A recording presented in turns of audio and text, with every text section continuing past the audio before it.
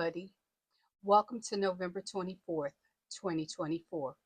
And this is Level Up, Episode 5. In this series, it is my hope and intention to give you the tools and tips to help you organize your time, set and achieve goals, and make your dreams your reality. With that said, I ask that you give me grace as this is a pre recorded video and I will be relying heavily on my notes. Now, let's get started. In today's episode, we'll be discussing unleashing your inner potential and discovering your true self. Embarking on a journey of self discovery is a transformative experience that can lead to profound personal growth and fulfillment. By understanding your strengths, weaknesses, passions, and values, you can unlock your inner potential and live a more authentic life. Please allow me to share some practical tips with you for your journey. Let's start with self-discovery and self-reflection. One of the easiest ways to begin that step is by simply journaling your progress. By regularly writing down your thoughts, feelings, and experiences, you will find it easier to recall the things that brought you joy, and at the same time, it gives you a very visible record of the things that you've done, the things that you didn't necessarily enjoy, or things you think you might do a little differently or better. A practical approach to this could be as simple as writing down in your gratitude journal in the morning and then adding your schedule of the day. Then in the evening, just before bed, you can write down what you consider to be your wins of the day, as well as some points of things that you may not have finished accomplishing and you'd like to work on again tomorrow. That would be, in my words, a brain dump. You simply write down everything that's running around in your head that you need to get out of your system so you can relax and move on to the evening plan, which at the end of the day, I hope is sleep. This is a great time to just reflect, focus, and reset for the next day. Going to bed with a lot of unfinished issues on your mind makes you delay your sleep, and it makes any sleep that you do get less than quality and less than what you deserve. So, by all means, try a brain dump. The second tip I want to remind you of, trying at least, is that of meditation. This can be an exercise in patience. The key is practicing mindfulness and quieting your mind so that you can connect with your inner self. For many people, this is difficult because being still and quiet is not a natural part of who they are, myself included, but it is crucial to relaxing the mind and helping you focus on tasks that you set out to achieve. Meditation does not have to be a big production. It can be as easy as setting aside 10 or 15 minutes and practicing some deep breathing exercises. I choose to meditate after I write in my gratitude journal. That's what works for me, but it's different from person to person. Another thing that I do is I have an alarm set for 11:11 a.m. And at that time, I focus my mind on giving myself just a few minutes to remember my why. Why am I doing the things that I'm doing? Are there people that I need to incorporate in my day that I haven't spoken to, or that I need to give a few moments of grace and maybe even attention to? Once I've accomplished that, I review what's on my agenda for the day. Have I set goals that I haven't yet achieved? And if so, what steps do I need to take in order to get those goals done? Then in the evening, as I mentioned earlier about the brain dump, I write out the information that I want to get off my mind, basically an offload moment. I have the last conversations of the day that I intend to have, closing down the rest of the house. I shut my door, I climb into my bed, and I meditate. I give grace and gratitude for the things that I've achieved. I reflect on the things that I could have done different, that I could do better, or that I want to do more of, whether that is practicing more mindfulness, more helpful ways and approaches towards people, whatever that is that my intention is. And once I have meditated and I've relaxed, I tend to find that I'm a lot calmer and I try to sleep. Sleep doesn't come easy for me, but I take medication for it. So that's my story. I don't know yours, but I hope that bit of information does help you. With that said, I must add, my form of meditation is not the end all be all for everyone. It's not a cookie cutter approach.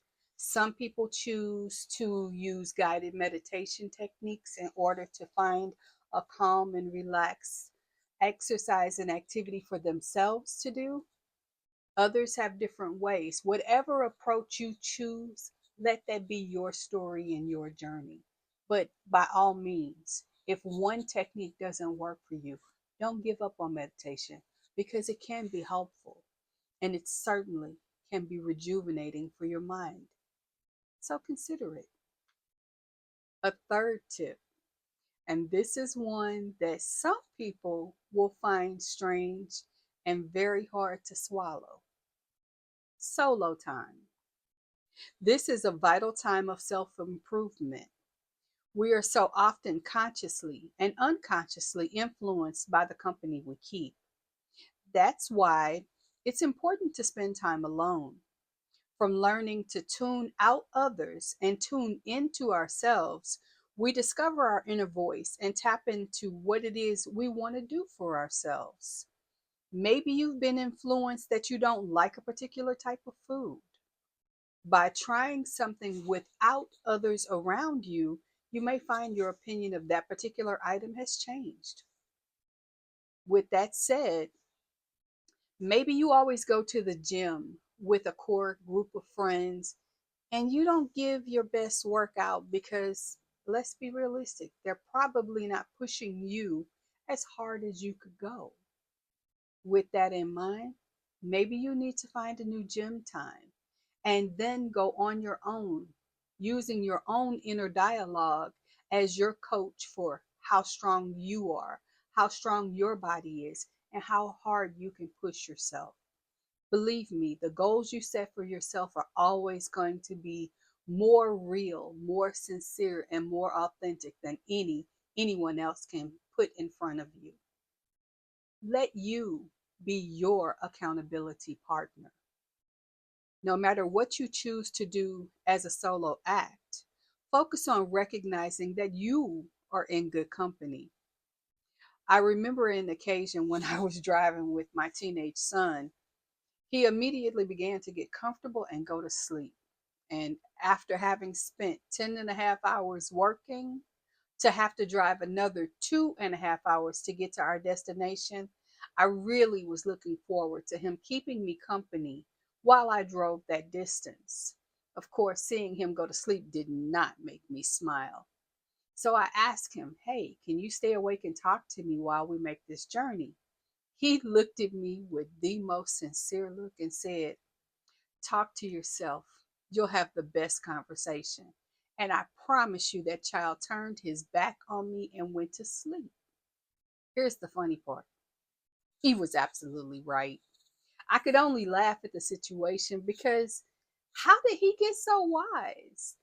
Just focusing on some music that I genuinely enjoyed and contemplating my why. Why was I willing to do the things that I had done that day? Why was I happily driving him to this location so that he could participate in an event that had nothing to do with me? You see, for that moment, my why was I was a proud mom, happily supporting my son to achieve his dream. And that dialogue took a while, but I was grateful that I had that moment of peace, even with someone else around me. So that was my why. I had that why because I had some solo time. So I highly, highly recommend a little solo time in your life. Once you have laid your baseline or your foundation for your self improvement journey, another thing you're going to want to do is identify your passions. Explore your interest. Once you've recognized that you enjoy your own company, it's time to find out what you like to do with yourself. By starting or renewing time to enjoy hobbies or activities that you want to do, you may discover you have hidden talents. Follow your curiosity. If you've embarked on a new hobby, be a student of that new endeavor. Whether you take classes to learn the origins of that activity or you expand your knowledge base about the different components of it. Let's say, for example, you've taken up knitting. Maybe it was something you did before and you're going back to that passion. Why not explore different stitches within that experience or try something that broadens your horizons related to knitting, such as Tunisian knitting? Who knows? You may find that you're not only gifted at it, you want to explore that passion with somebody else and teach them what you've learned. The key to it is to do it with gusto and set goals. As with any new behavior, the best way to optimize what you achieve is to set goals. This is how you will determine if something is a good fit for you, or if you can say, I tried it, but that's just not something that speaks to my inner spirit. I can say I have a wide range of skill sets, but not every one of them is a passion of mine, and it's not something that I pursue personally anymore. I can say I know how to do it, but it doesn't necessarily mean that I want to do it. A prime example of that is I am a certified Wilton cake decorator. I can do fondant and cake icing of most any style. However, that's not a passion of mine. As someone who can make her own buttercream icing, I don't want to do it. I can, I'm good at it. I don't choose to do it. Would I market that as a skill that I have? No, simply because I haven't experienced doing that on a regular basis. I don't think I would be as good as I may have been 10 years ago, but I have the skill set. And with a little muscle memory, yes, I could do it. No, I don't want to. No, I won't. But that's just me. Focus on the things that speak to your inner spirit. Find the things you're good at and enjoy the things you're doing. If you don't enjoy it, don't do it. Let me interject right here with the fact that you need to embrace your challenges. Step outside your comfort zone. As you challenge yourself to try new things, you may find that not everything you do comes easy to you. That is okay. I have found that things that challenged me to bring more of myself to the table were the things that I was most proud of accomplishing. At the same time, the things that came easy to me were, or that required little effort of me, I gained very little from. Now, please don't confuse having a natural talent for something as it being easy and therefore not worth your time. I find talking in front of a crowd comes easy for me. I also have a passion for writing and motivating others. At the same time, please let me be clear. While that's the reason that I created this series, it is not something that I take lightly. And it does not mean that I don't enjoy it or that I don't put a lot of work into what I do. I do a lot of research behind the scenes before I step in front of this camera to say the things that I say. I back up what I say with information that I find from professionals in the fields that I'm talking about. I also want to say that it is extremely important to set benchmarks to determine your progress. If this is a new activity for you, that especially one that you're being compensated for, be sure to know your value and your skill set. Therefore, you'll know the rate that you'll need to ask for. While you may not want to underprice yourself, at the same time, you don't want to set your price so high that no one's willing to pay it. While I'm on the topic of cautionary tales, I need to say you need to learn from your failures. Remember that you are human. As such, mistakes and setbacks are part of the process. John Burroughs once said that a man can fail many times, but he isn't a failure until he begins to blame someone else. Every mistake is an opportunity to learn what doesn't work. We have to recognize that we are growing, and an attempt at something has always a risk of failure.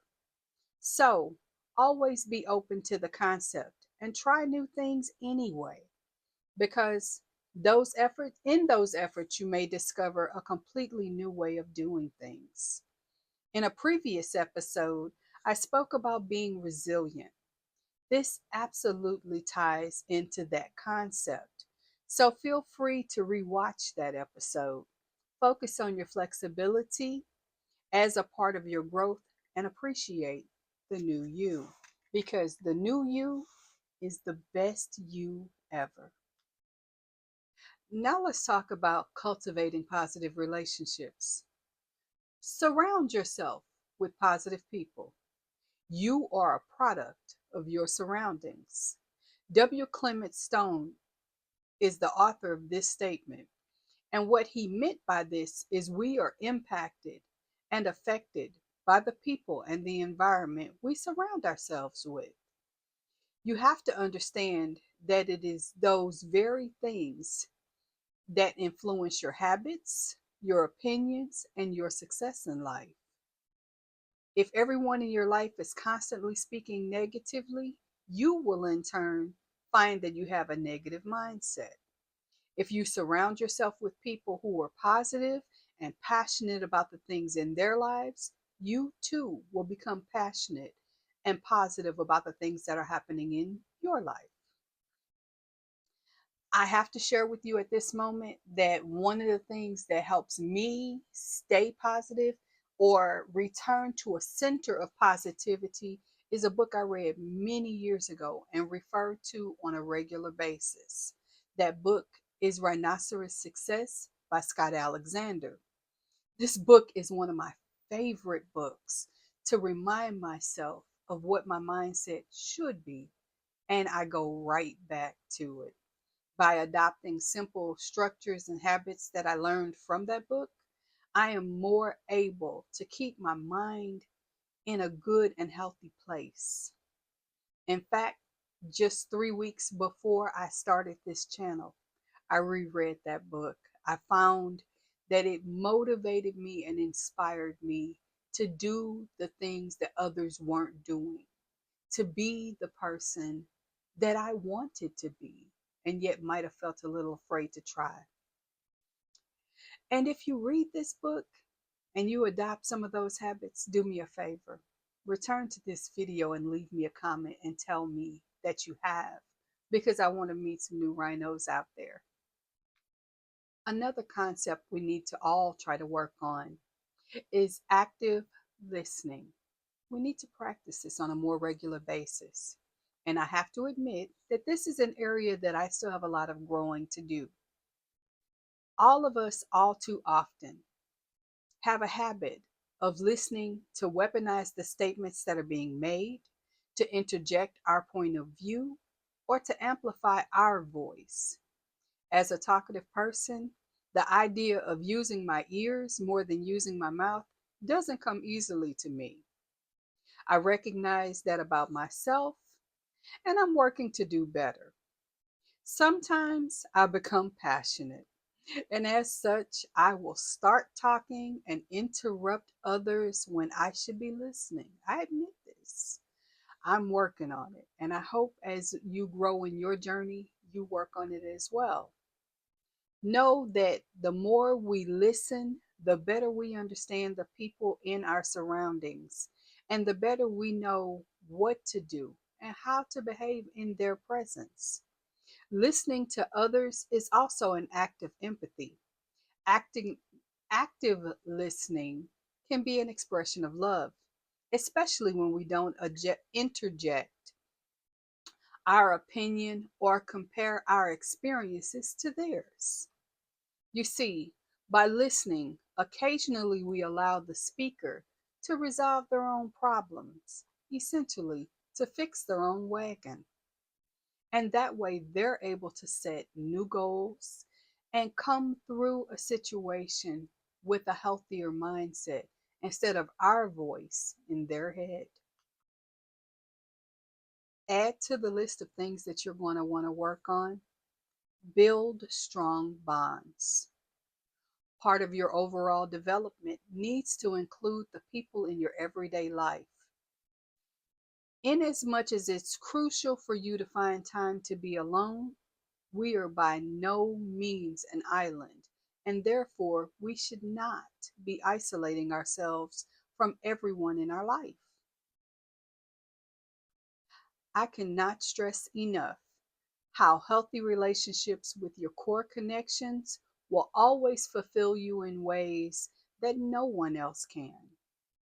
I can tell you that at the end of the day, when I feel my most authentic, it's when I'm with my friends or when I'm with my family. No matter how important, how valuable, or how inspiring the people around me are, it is the people who are at the center of my life, my most immediate, close, and most real friends, the ones I know that I can call at an unreasonable hour of the morning and talk to about something that won't let me rest. Or I can discuss something with my adult children that I would never feel comfortable revealing with anyone else. Those are the bonds that you have to maintain, you have to strengthen. And at the end of the day, those are the places that you can fall and know that you have a safe place to land. Okay, now, in everything that I've suggested you do, I cannot stress enough the importance of self care. Prioritize your well being. It may seem like a very simple statement, but in our quest to do all the things and be everything to everyone, we often overlook and neglect ourselves. We know that there's a deadline at work, so we prioritize getting the job done over making an appointment to see about our physical or our mental health. And that's simply a bad idea every time. The reason being, because two things are very true. Number one, if you aren't here tomorrow, that job, no matter who you work for, even if you work for yourself, the people who are relying on you to do that job, they'll find somebody else, and usually pretty quickly. You think you're indispensable, you're not. You are one being. You are not the one to everyone. And if you're not here to do it, somebody else will. The other side of that coin is, remember me mentioning those core friends and family that are a part of your life? Well, your absence will impact their life in a way that I'm sure you don't want to do. So prioritize your physical and your mental health. On to a topic that I also struggle with, getting enough sleep. Now, like I said, this is an area I struggle with. I don't really practice what I preach, me being truthful with you. According to many authorities on this subject, the average adult needs 7 to 9 hours a night. My truth, I get about 6, maybe 7 on a good night. But sleep is something that we all need to focus on as a part of our overall health. I make a practice of doing a nightly brain dump, as I mentioned. I chat maybe 10 minutes, sometimes only 5, with each one of my children just to check in and make sure they're in a good headspace and share anything I need to give them information about. After that, I meditate, grab my crochet for the night. By that point, I've already taken my medication for the night, and I relax and allow myself to let the medicine do what it's supposed to do.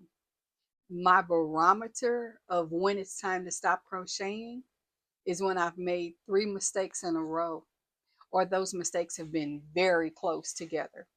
At that point, I know I'm no longer making progress and it's time to put it down. I tuck myself in, I get cozy, turn on my CPAP because I use a CPAP. I put on my television on what would be appropriate background noise for me, and I go to sleep. Now, here's where I struggle. I don't always remember to put my phone on sleep mode so that only my priority calls come through. So instead, all night long, I'm hearing the dings and the pings, and I'll be honest with you, they interrupt my sleep and they wake me up. And once I'm woke, I'm up. So what do? Probably like a lot of you, I grab my phone and I start scrolling. Who sent what message? The truth of it is, it doesn't matter because I should be asleep. I should be resting and recharging my batteries because I have a full day ahead of me. And that day is coming whether I sleep or not. So I need to prioritize my sleep. I'm a work in progress. Will I prioritize and do better? Probably not, admittedly, but I will strive to at least increase my sleep by a minimum of 30 minutes. If I can do that, that's growth. Another factor is managing stress. I bow to those of you that have this factor under control. I am a constant work in progress when it comes to managing stress.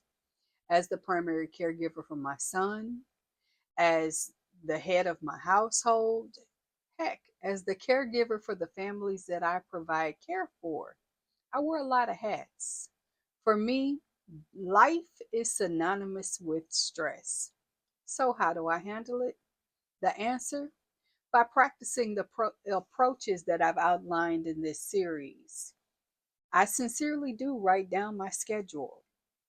I write down everything that I'm aware of that I need to do. I practice my gratitude journal. I literally make sure that I meditate because that's a healthy exercise for me to remember to focus on my why. I pursue my hobbies with intention.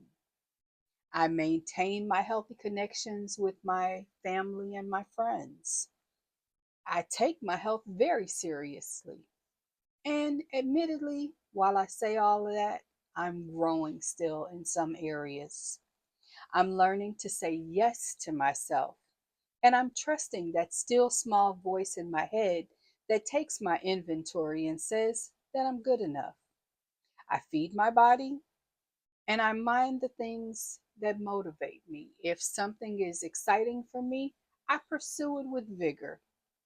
When I feel lost, I return to things that I know. I center myself and then I move forward. Having added all of that to your mind, I want to tell you this. Self discovery is a lifelong journey.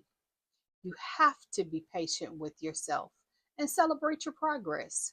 Small victories are still sweeter than major setbacks. Embrace the journey. That's how you're going to reach your full potential. Now, okay, I've said a lot today. And yes, I have a lot more to say. In the next episode, let's focus on building our self confidence.